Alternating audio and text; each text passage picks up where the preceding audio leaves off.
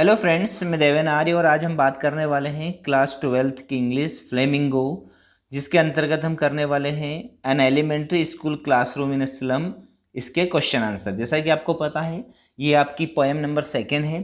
Poem number 1 को हम कर चुके हैं, लेसन 1 और लेसन 2 भी हम कर चुके हैं। ठीक है, और इनके सारे वीडियोस यदि आपको देखना है तो प्लेलिस्ट में जाकर आप सारी चीज़ें देख सकते हैं, आपको आसानी से अवेलेबल हो जाएंगी। तो स्टार्ट करते हैं। यहाँ पर हमने इस पोएम को पढ़ा था, इसका वीडियो भी मैं डिस्क्रिप्शन बॉक्स में उसकी लिंक दे दी है, आप जरूर देखिएगा। तो उसके कुछ क्वेश्चन यहाँ पर करने वाले हैं, कुछ इंपॉर्टेंट क्वेश्चन जो कि आपकी बोर्ड एग्जाम के दृष्टि देख लेते हैं। पहला क्वेश्चन है, क्वेश्चन फर्स्ट में यहाँ पर आपको 5 क्वेश्चन पूछे गए हैं। 5 क्वेश्चन में आपको ऑब्जेक्टिव टाइप क्वेश्चंस आएंगे। पहला है, the tall girl with her head weighed down means the girl.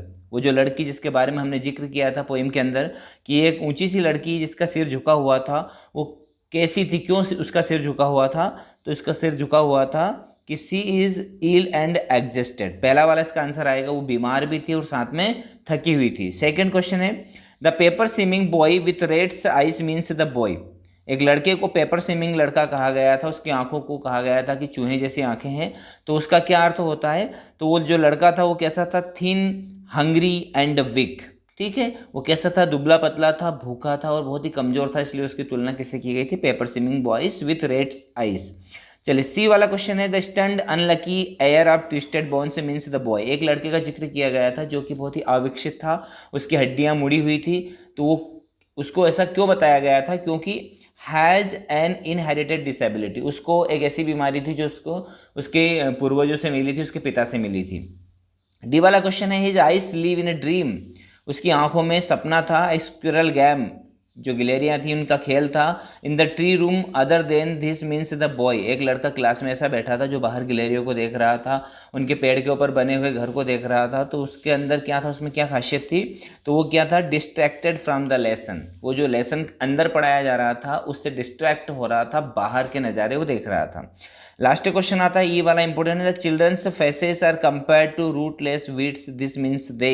बच्चों के चेहरे को, जो जितने बच्चे बैठे हुए थे उस क्लासरूम के अंदर, सारे बच्चों के चेहरों को कहा गया था रूटलेस वीड्स, यानी कि बिना जड़ वाली घास या बेकार घास। तो क्यों कहा गया था? क्योंकि दे आर वास्टर्स। वास्टर्स यानी कि वो बिल्कुल ही, वो भी अनुपयोगी थे। जिस प्रकार जो घास होती है वो अनुपयोगी होती है, खरपतवार, उसी प्रकार वो बच्चे भी अनुपयोगी थे। तो फ्रेंड्स, इसमें हमने ऑब्जेक्टिव टाइप क्वेश्चन किए। अब देख लेते हैं कुछ शॉर्ट आंसर टाइप क्वेश्चन। ठीक है, तो शॉर्ट आंसर टाइप क्वेश्चन को देखते हैं। पहला क्वेश्चन इसमें आता है आपका, चलिए पहला क्वेश्चन है,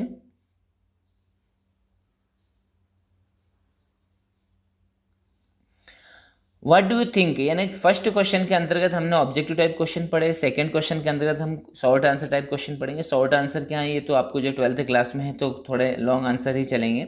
ठीक है, तो क्वेश्चन आपके सामने है, what do you think is the colour of sour cream. Why do you think the poet has used this expression to describe the classroom walls.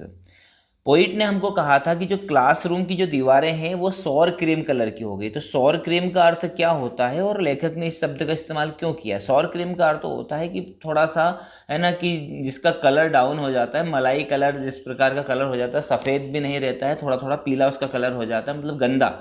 तो यहाँ पर आंसर है आपके सामने, the colour of sour cream is off white. Off white यानी कि मटमैला colour. The poet has used this expression to suggest the decaying aspect.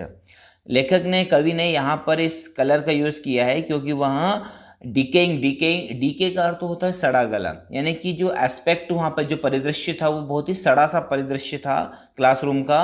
The deterioration in the colour of the classroom walls symbolise the pathetic condition of the lives of the scholars. और ये deterioration का अर्थ होता है क्षय हो जाना, है ना। ये जो छर रही थी, जो दीवारों का कलर जो खराब हो रहा था, जा चुका होता था, वो सिंबोलाइज करता था पैथेटिक कंडीशन। पैथेटिक यानी कि बहुत ही दयनीय स्थिति को दर्शा रहा था कि क्लासरूम की स्थिति कितनी दयनीय थी। और scholars the children of this slum school, और उन बच्चों, जो यहाँ पर स्कॉलर शब्द का यूज़ किया गया है बच्चों के लिए। स्कॉलर यानी कि वो जो बच्चे थे, जो विद्वान वहाँ पर पढ़ने आ रहे थे, जो बच्चे, उनकी जीवन के अंदर यानी कितनी बुरी स्थिति वाले कमरे में वो पढ़ रहे थे, है ना, उन स्लम के जो बच्चों के जो क्लासरूम की स्थिति वो कितनी दयनीय थी, सारी कलर जो उड़ रहे थे दीवारों के, और है ना क्लासरूम गंदा सा था, इन सब चीज़ों के बारे में जिक्र किया। तो लेखक ने किस कलर का इस्तेमाल किया है? सौर क्रीम कलर का। चलिए क्वेश्चन थर्ड है, the walls of the classroom are decorated with the picture of Shakespeare building with domes, world map and beautiful valleys. जो क्लासरूम था, उस क्लासरूम का जो परिदृश्य वो तो बहुत गंदा था, लेकिन उसमें कुछ डोनेट किए गए चित्र लगे हुए थे। पहला चित्र जैसे कि शेक्सपियर का था, दूसरा था है ना बड़ी बड़ी बिल्डिंग्स का, तीसरा वर्ल्ड मैप यानी दुनिया के नक्शे का, चौथा था ब्यूटीफुल है ना टॉलरेस वैली के बारे में हमने पढ़ा था। तो how do this contrast with the world of the children? ये जो चित्र बने हुए थे ये बच्चों की जो दुनिया थी उससे बहुत ही विरोधी लग रहे थे, कॉन्ट्रास्ट था दोनों के बीच में। बच्चों का जो लाइफ है उसमें वो जो चित्र था उसमें बहुत ही विरोध था। तो कैसे था विरोध, देख लेते हैं। The pictures that decorate the walls hold a stark contrast. जो पिक्चर लगी हुई थी दीवारों के ऊपर उनमें वाकई में स्टार्क यानी कि बहुत ही कड़ा विरोध था with the world of this underfed poverty stricken slum children living in a crammed dark halls. यानी ऐसे बच्चे जो कि बहुत ही अंडरफेड का अर्थ होता है कि जो बहुत ही कुपोषित बच्चे थे, पॉवर्टी स्ट्रिकन गरीबी वाली स्थिति वाले बच्चे थे, स्लम है ना गंदी बस्तियों में रहते थे, और क्रैम्ड डार्क हॉल से बहुत ही है ना कुचले दबे हुए तंग घरों में रहते थे। और जब वो चित्रों को देख रहे थे तो वहाँ पर तो शानदार चित्र थे, शेक्सपियर थे, वर्ल्ड मैप था, टायरोस वैली थी है ना, और साथ में बड़ी बड़ी बिल्डिंग और इसके ऊपर सूर्य बना हुआ था, इस प्रकार के चित्र थे। और वो जो उनकी स्थिति थी वो बहुत ही उसकी उल्टी थी। तो ऑब्स्टेकल से hamper their physical and mental growth. Obstacle यानी जो कठिनाइयाँ होती है वो बाधा डालती है, हैम्पर यानी बाधा डालती है उनके फिजिकल और मेंटल ग्रोथ में। The pictures on the wall suggest beauty. जो दीवारों के ऊपर पिक्चर टंगी हुई थी वो ब्यूटी को सजेस्ट कर रही थी, वेलबींग को यानी कि समृद्धि को सजेस्ट कर रही थी, प्रोग्रेस को सजेस्ट कर रही थी, उन्नति को, एंड प्रॉस्पेरिटी है ना बहुत ही हर चीज़ को दर्शा रही थी कि दुनिया बहुत खूबसूरत है, बहुत धनवान है ना, बहुत सारी बेहद खूबसूरत चीज़ें थी। A world of sunshine and warmth of love. कैसा वर्ल्ड, कैसी दुनिया, बिल्कुल सूर्य के प्रकाश से जगमगा रही है। But the world of the slum children is अगली एंड लैक प्रॉस्पेरिटी। लेकिन जो स्लम में बच्चे रह रहे हैं उनका जीवन कैसा है, बहुत ही अगली है, कुरूप है, और बहुत ही लैक प्रॉस्पेरिटी, उनके पास कुछ भी संसाधन नहीं है।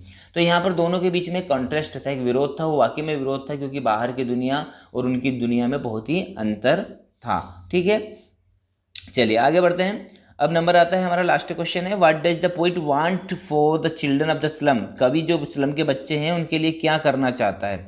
तो क्या करना चाहता है जो स्लम के बच्चे हैं उनके लिए, यहाँ पर हम देख लेते हैं। जो स्लम के बच्चे हैं, जो स्लम में रह रहे हैं, उन बच्चों के लिए कवि यहाँ पर बहुत कुछ करना चाहता है। वो चाहता है कि उसके जो जितने भी आस पड़ोस के जो पॉलिटिशियंस हैं, जो भी नौकरशाही व्यक्ति हैं, जो भी राजनीतिज्ञ हैं है ना, वो क्या करें है ना, वो सारे लोग उनकी मदद करें। तो the poet wants the people in authority to realise their responsibility toward the children of the slums. कवि चाहता है कि जो भी अथॉरिटी यानी जो भी लोग हैं इन चीज़ के लिए जिम्मेदार, वो अपनी रिस्पॉन्सिबिलिटी को समझे। All sort of social injustice and class inequalities be ended by eliminating the obstacle that confine the slum children to their ugly and filthy surroundings। और जितने भी है ना उनके साथ अन्याय हो रहे हैं, उनके साथ जो भेदभाव हो रहा है उसको एंडेड किया जाए है ना, ख़त्म किया जाए। किसके द्वारा? एलिमिनेटिंग यानी कि किसको दूर करके? ऑब्स्टेकल दैट कन्फाइन, जो बाधाएं आ रही है और जो कन्फाइन यानी उन बच्चों को रोक रही है स्लम्स के अंदर, उनको हटा दिया जाए। देयर अगली एंड फिल्दी सराउंडिंग्स, उनके आसपास जितने भी भद्दे और गंदा जो माहौल है उसको ख़त्म करके है ना उनको वहाँ से बाहर निकाला जाए। Let them study and learn to express them self freely, उनको भी पढ़ने का और कुछ सीखने का और अपने आप को आज़ाद करने का मौका दिया जाए। Then they will share the fruit of progress and prosperity and their lives will change for the better. इसके बाद वहाँ भी उस उन्नति का, प्रॉस्पेरिटी का फल चख सकेंगे है ना, वो भी तरक्की कर सकेंगे, वो भी सफलता प्राप्त कर सकेंगे और उनके जीवन को चेंज कर सकेंगे बेहतरी के लिए। तो फ्रेंड्स आई होप आपको सारे क्वेश्चन के आंसर क्लियर हो गए होंगे। जो भी टेक्निकल ऑब्स्टेकल्स आए थे, अभी बाधाएं आई थी, उनके लिए मैं क्षमा प्रार्थी हूँ। लेकिन मुझे पूरी उम्मीद है कि आपको पूरा वीडियो समझ में आ गया है। इसी प्रकार के यदि वीडियोस आपको देखना है, हिंदी में यदि समझना है ना, कुछ टफ पड़ रही है क्लास 12th की इंग्लिश, क्योंकि जो बच्चे हैं वो बिना एग्ज़ाम दिए अभी 12th में आए हैं, तो पिछले साल भी जो है स्कूल जाने का मौका नहीं मिल सका। तो आपके लिए जो भी प्रॉब्लम्स आ रही है ना, उन प्रॉब्लम्स को हम दूर करने का प्रयास कर रहे हैं हमारे वीडियोस के माध्यम से। यदि आपको इस प्रकार की वीडियोस चाहिए तो आप चैनल को सब्सक्राइब करें, प्ले लिस्ट में जाकर आपको सारे वीडियोस मिल जाएंगे, आसानी से आप देख सकेंगे। बेल आइकन को प्रेस कर दीजिएगा ताकि आपको नए वीडियो की नोटिफिकेशन टाइम पर मिल सके। मिलते हैं अगले वीडियो में। Thank you very much. तब तक के लिए stay home, stay safe. Thank you.